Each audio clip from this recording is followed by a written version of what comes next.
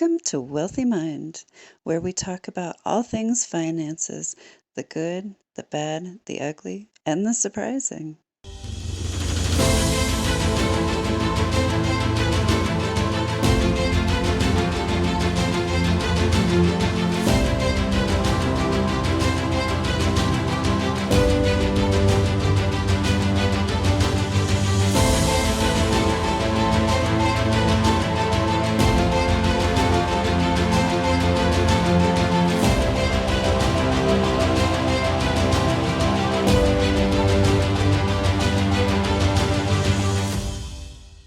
Welcome to Wealthy Mind. I am your host, Misty Rose Gold, International Success Coach, and today I have with me Shaté Hayes. Hello, Shaté.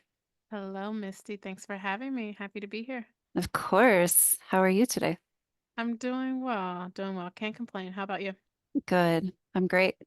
Thank you for Love asking. that. I love that. So let's go ahead and dive in and talk about your business. What is the name of your business, first of all?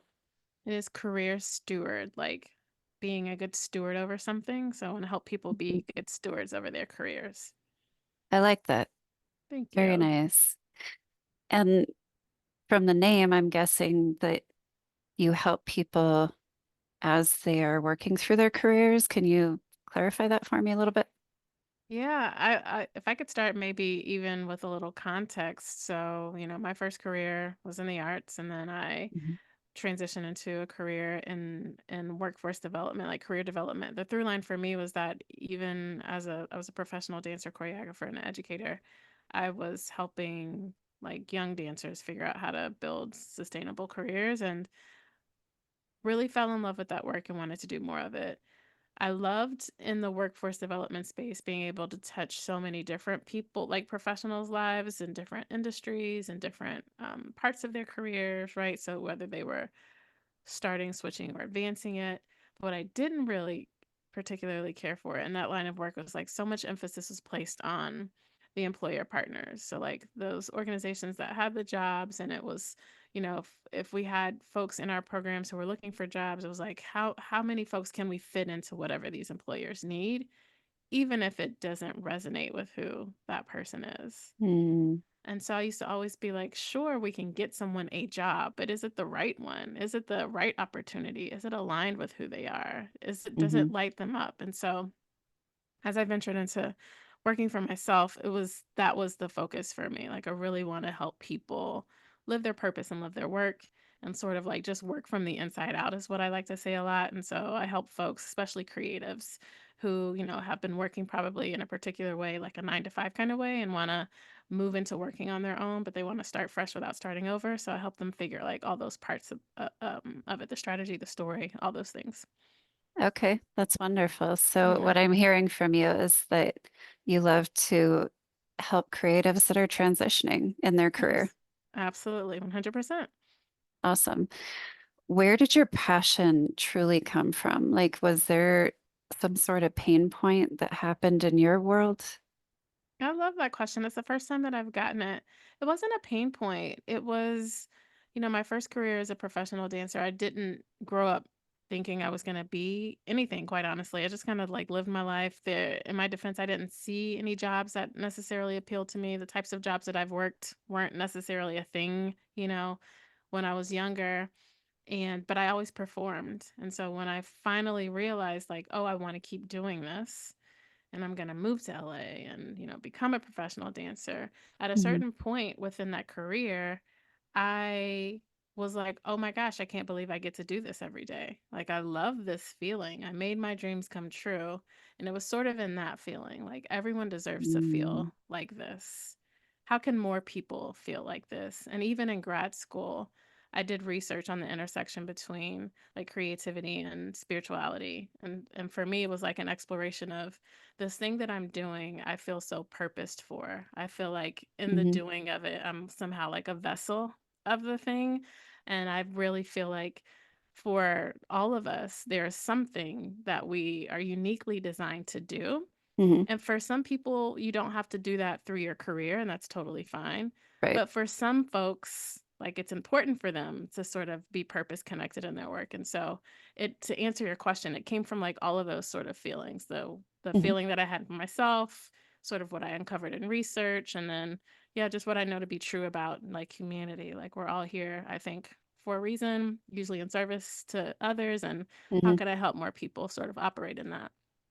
Yeah, I love that you have a passion for creatives to be fulfilled in what they're doing. Hmm. And it doesn't have to be in their job, so to speak. Like they Yeah. can find fulfillment outside of it. So it's just, it's being flexible with that and not rigid, of course.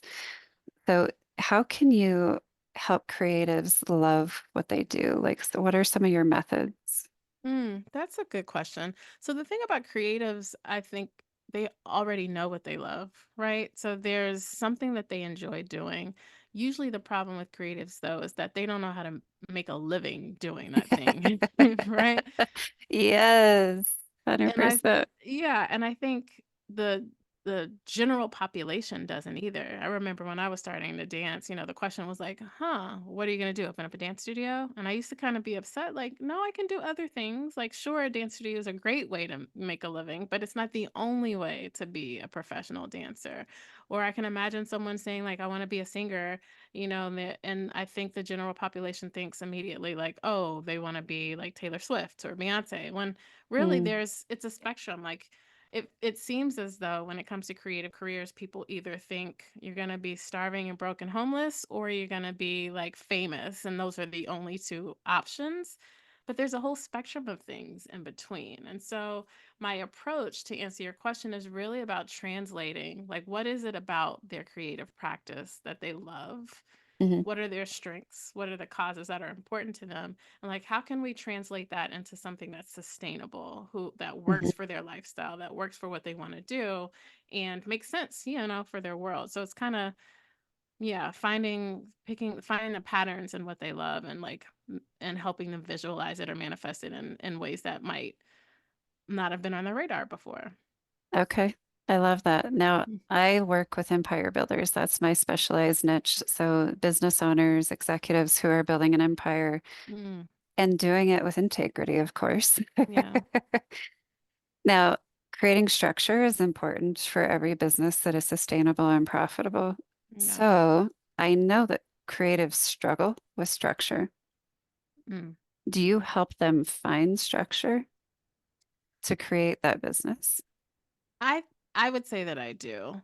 And I would also say there are some of us, I found my way to those of us who are sort of these outliers. We're on the outskirts, or we're at the intersection ourselves between like having this really deep creative thinking mind, and then also this very practical logistical mind as well. And the Okay. number of those of us who are operating in our gifts and talents in sustainable ways because we have that sort of dual mindedness. And then, I was working with a client Well, today. that would be me, by the way. See, there's so many of us. We should be talking more about this, right?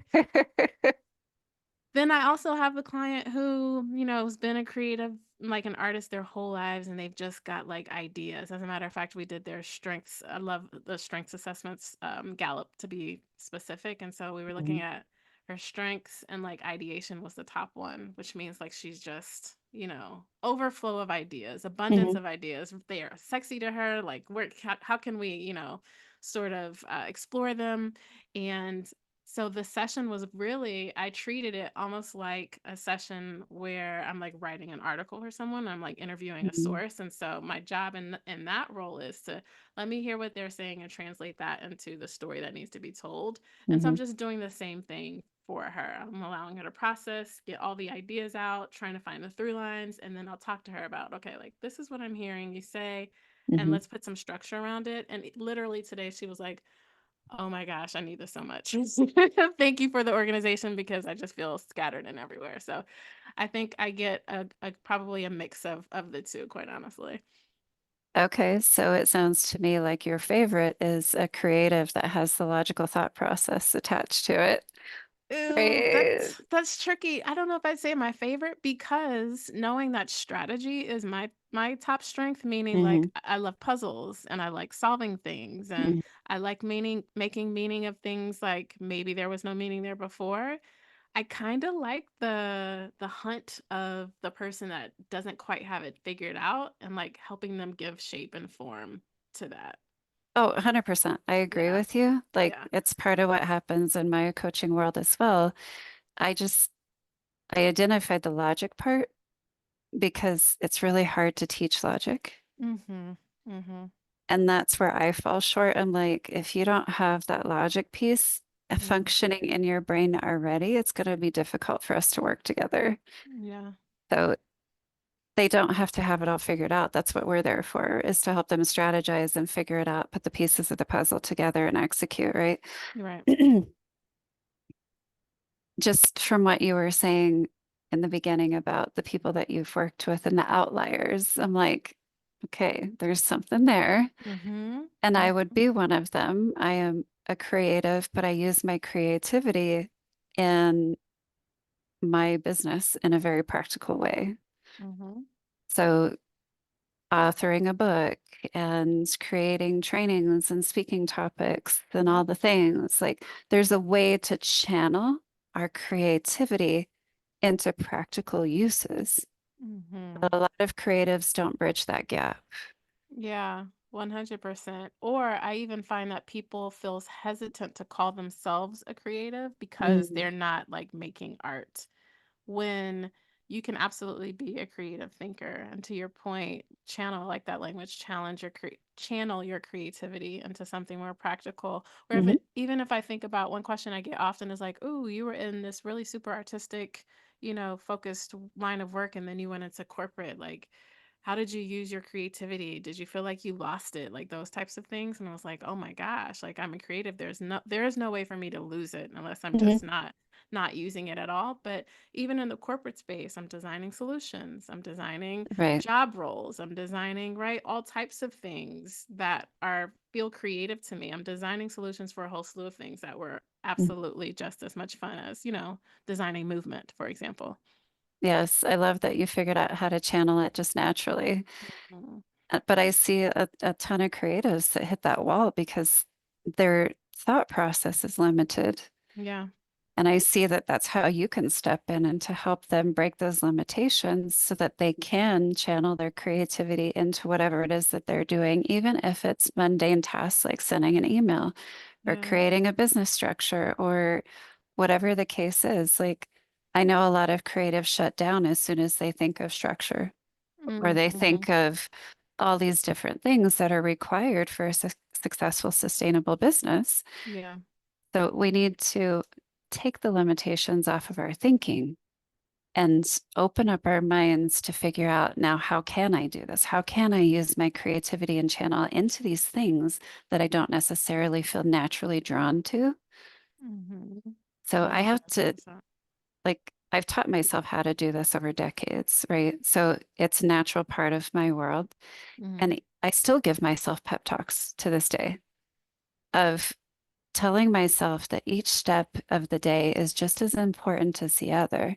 So there are parts where my creativity thrives, which is in my mastermind group, my coaching sessions, having one-on-one coffee meetings with people or Zoom meetings with people, all those things, or speaking engagements. That's all where my creativity is like, yeah, let's go, let's party. Yeah.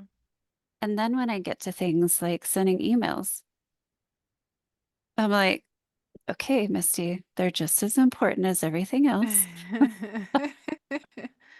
Yeah. Now, how can you channel your creativity into your emails? And I use it as an outlet for writing from my heart. Nice. So I find a way, even in the things that I don't typically enjoy, Mhm. to say, okay, this is just as important as everything else. Every step is just as important. Writing an email or sending a text is just as important as me getting on a stage and speaking. Mhm. Mhm. Yeah. And getting on a stage is not more important than me Yeah. sending a text or an email, right? Yeah. So Yeah. really reasoning with myself to bring it into perspective.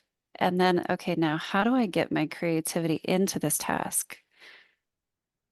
Oh, my biggest nemesis is technology.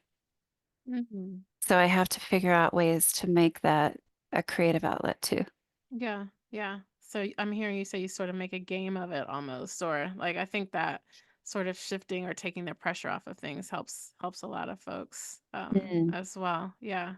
Just like how I've heard it say like shifting a statement to a question sort of opens up new creative possibilities. So in your case, for example, a question could be, how could I make this email writing more fun? Or how mhm, can I write from the heart, right? So even just shifting the language in that way, makes the task a little bit more interesting.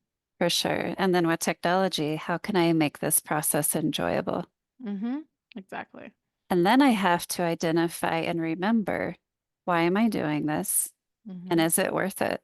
Mm, nice. And then I ask myself, okay, is this worth it? And everything inside of me screams yes. Okay, then just grin and bear it and do it and figure out how to make it fun. Yeah. Yeah. It's just like theater. They say there's a saying there are no small parts. I love So that.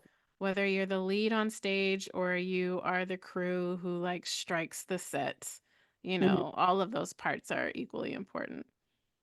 I love that. And I think it's an important message that the audience needs to hear is every single part of your business or career is just as important as Mhm. every other part. Yeah. Yeah, I So the love that. parts that we love are just as important as the parts that we have to force ourselves to do. Mhm. Yeah. Mhm. Yeah, for sure. Hmm. How can you feel the audience mindset shifting as we have this conversation? That's the first time I've gotten a question like that, Misty. I love fresh questions. Yay.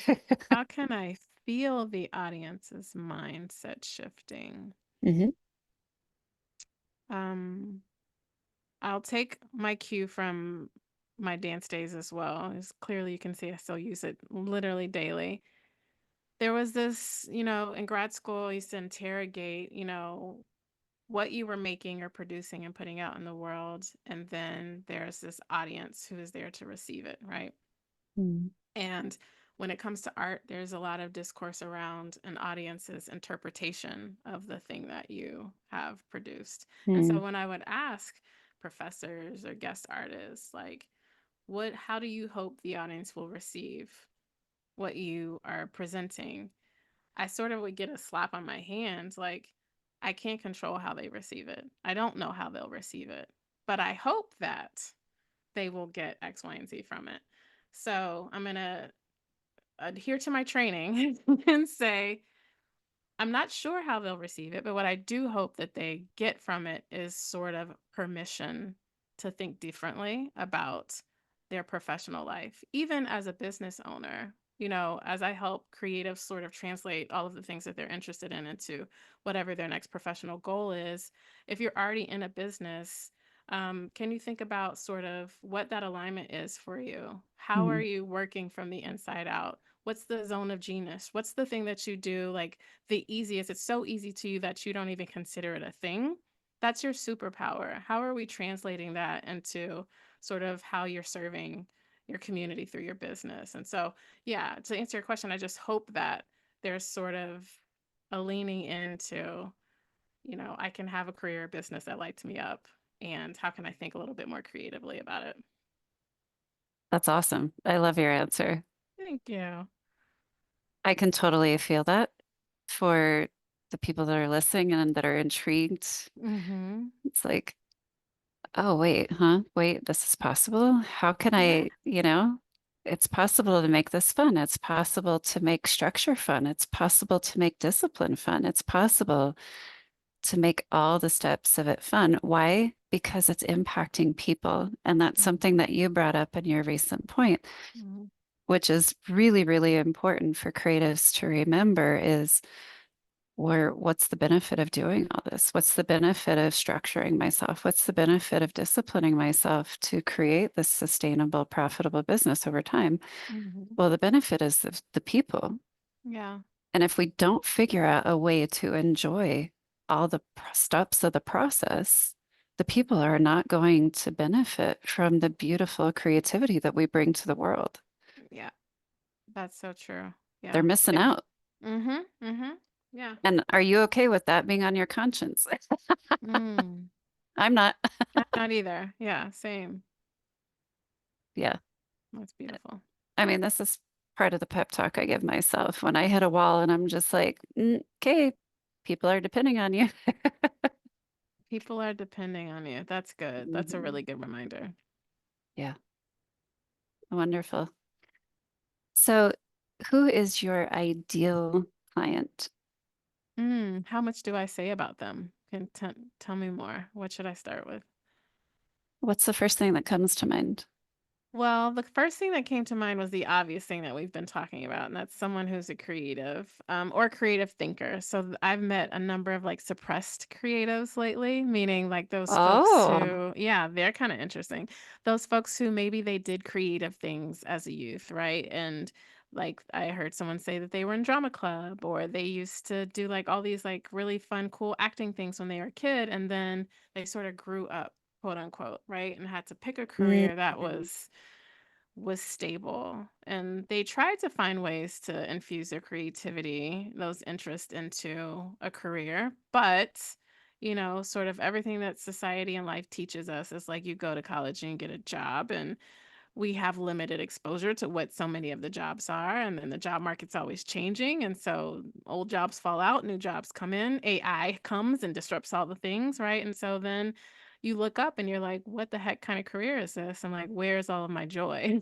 Where is all of the creativity that used to light me up? And so if I had to mm, describe an ideal client, mm-hmm. it is a creative type. So either they are full on out with their creativity or it's suppressed, but it's in there some kind of way. That they are seasoned. And by seasoned, I mean, like I say mid to senior level because with those levels, you've done some work and you know what impact you have in the world, right? When you're first kind of starting out, you don't fully know that. But I like folks who've had a couple of um, things in their background. Maybe they're non-traditional and they're like, how am I making sense of, I was the barista and then I was the receptionist and then I was the, right? Like all of these different types of things. Mm-hmm. And then they've got this audacious vision also. And they're like, I want this life. I have the courage now to go after it. I don't know what the heck I'm supposed to do next. I don't know how the heck I'm supposed to talk about what I've done because I've done so many different things. And so, like, their Mm. whole sort of thing is just one big puzzle. And Okay. Okay. I get to put all the pieces out on the table and sort of like put the puzzle together. That's a lot of fun for me. Okay. Now, do you help them figure out how to tell their story? That's part of it. So if I would share my three-step process really quickly, match, make, and market. And so in that you have to start with the alignment. Like what is within you? When I say build from the inside out, like what are your strengths, your causes, your vision, all of those things, and what are you matching? Like what body of work aligns with who you are? The make is the part where you sort of have to upgrade your language. You got to find the through line in your story and you got to put words to that to help you win, jobs, clients, influence. And then it's sort of market is like, how do you connect with the people you're meant to serve? And so if you figure out, those three pieces, you end up with a body of work that, lights you up in some kind of way. I love that. So, for the audience who's listening, if you are a creative or a suppressed creative, I love that one.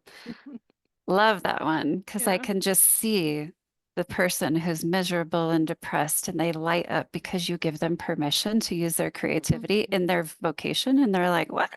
No one's ever given me this permission before. Yeah. So I can see them lighting up, and I absolutely love that for you. And I love that for them. So this is amazing. Thank you. Now, if you think you are a suppressed creative, you need to reach out to Shaté, just 100%. And then the other thing that I'm seeing is if you're struggling to tell your story, Mm-hmm. gotta reach out. Like Absolutely. these are the pain points that I'm picking up on for people that will really gravitate towards you. Mm. Yeah. Yeah, thank you for that. I appreciate it. And yes, especially suppressed creatives. Please find me. I'd love to unlock your creativity for you. Yes, that one is so juicy because we need more joy in the world, and that's what creatives bring is joy. And if you're Hmm. not feeling the joy, you might be a suppressed creative. That's good. I'm gonna have to sit there for a while. Like, how would one know they're suppressed creative? I'm gonna have to sit with that. hmm Yeah. Yeah, that's really good. I Yeah. love it. So if people want to reach out to you, Hmm. of course, we're going to provide all the links and all the things, but what is one simple way that they can reach out to you? The easiest way is to go to lightmycareermatch.com. And so there you will read a little bit about what I do, like super, super short. But more importantly, you get access to some good stuff to help you, unlock your own career match. I've got a resource where I offer like 40 sources of finding like consulting or independent contract work. So for the person who's like, I want to move on and build my own thing, but I don't know what the heck, hmm how to do it in a quick and stable way, there's that research. And then I've got a career match guide where that first step that I was talking about in my framework, like walk you through how to do it yourself, some Mm, resources even on how to navigate that on your own. And yeah, if you go to lightmycareermatch.com, you'll get all of that and connect awesome. with me. Yeah. Okay, that was my next question. Do you allow people to book a complimentary call with you if they are interested? They absolutely can. And so there is, once you grab those resources, there is a link on the resource page to connect with me. If that's I think the button, even the language is like, are you ready to skip the DIY? Like if you want to just jump right in and like have a conversation, there's definitely a button there too. Oh, that's awesome. Wow. Well, I love the work that you're doing, and I love that you're helping creatives and suppress creatives. Hello, y'all, listen. If you have no joy, you're probably suppressed. Oh my gosh. Is there any other way that we can serve you today Mhm. before we close this episode? No, this conversation has just done me such good. The when life's for you, you sort of push through and you keep your mission top of mind. And so just having really great conversations like these with awesome humans is always really a great service to me. And I'd ask you the same thing. How can I be of service to you on this conversation and beyond? Girl, you are serving a niche that I can't serve. And you are helping me. I am so excited. I was like, yes, somebody who works with creatives because that's not my specialty. Hmm. For me to try to get a creative to think logically and think in structure and think in all the ways, I would rather not. Yeah. Uh, Yeah, that's a good point. I think about all the bold personalities I've worked with over the years. And so, yeah, I guess, yeah, I have a patience for it. you are uniquely gifted for it, and I am not. I am gifted for my lane, and I know that I cannot work with everybody. Yeah. So I love the fact that you are gifted to work with creatives. 100%. I have a client who is also a coach, and she works with victims. I don't Mm, have the patience for it, yeah. but she is uniquely gifted to work with people that find themselves in a victim state. Mm. Okay, sweet. I love it. I love having her in my back pocket that I can send people to. So I love that you are now a part of my world. Likewise. Oh, great. Creative. Awesome. Shaté is a good fit. Let's go. You're like, not it, not me, but Not yeah. it. But she is. Yeah. Yeah. I love that. Yeah, definitely. So thank you for your service to the world and the creatives. I really appreciate it. Thank you, Misty. I appreciate that so much. Yes. Well, thank you so much for your time today, your insight, your wisdom, and your passion. I have had such fun speaking with you and having this conversation with you. Same. It's been an absolute pleasure, and I'm really looking forward to staying connected. Wonderful. Well, girl, until next time, I hope you have a wonderful rest of your week and we will see you soon. Thank you for tuning in to the Wealthy Mind podcast. Please be sure to download the Wealthy Mind app today and make sure to support your local Dress for Success.